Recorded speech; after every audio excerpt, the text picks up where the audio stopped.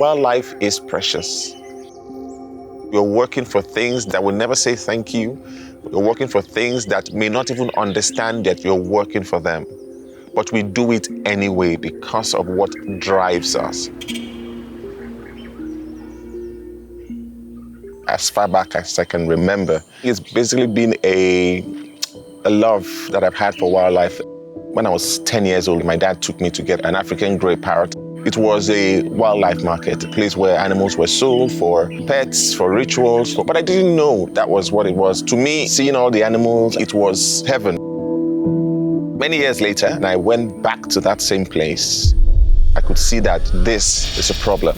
The conditions were terrible. This is not how animals should be kept.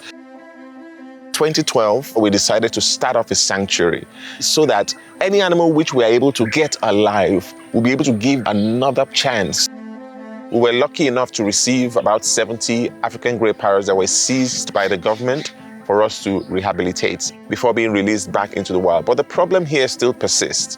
No matter how much more we put back, they are still being taken out of the same forests again. Their tails are being plucked off to use for traditional purposes. Then also people wanting to have them as pets because of their ability to mimic what people say. These are the things that are fueling this trade. And if we keep that up, there will definitely be nothing left anymore in the wild. The rescues we do vary for every kind of species. We know, especially here in Lagos, there are some hot spots where people, when they get these sitters, so they take them to. If I see that the turtle is bleeding, maybe it has some cuts and bruises, we take it away and we have that treated up. We've kept one for about a few months to learn about it, to understand what it feeds on. This looks like a water sachet and other plastic fibers, all found in the feces. Problem. This turtle was excreting plastic over and over again. Plastic is filling the oceans. This is a turtle. That means even all the fishes you get will have plastic in their system. And does not come back to hunt every one of us.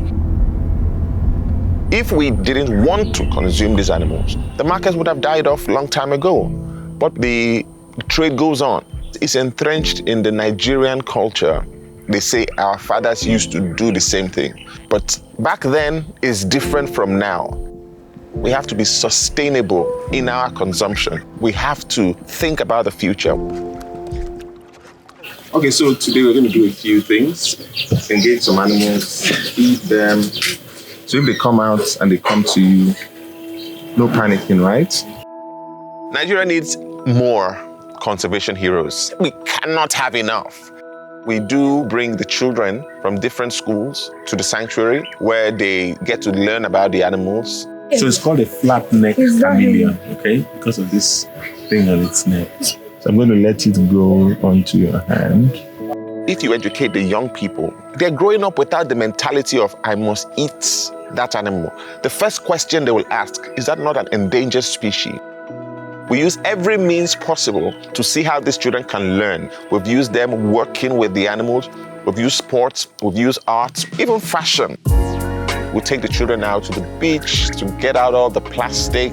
We now begin to work with it, attach them to fabrics. Then we created this trash show where we take them to shopping malls and places where we know we can raise that much awareness. Get somebody to love something. That person will protect that thing with his life. Just get them to love it.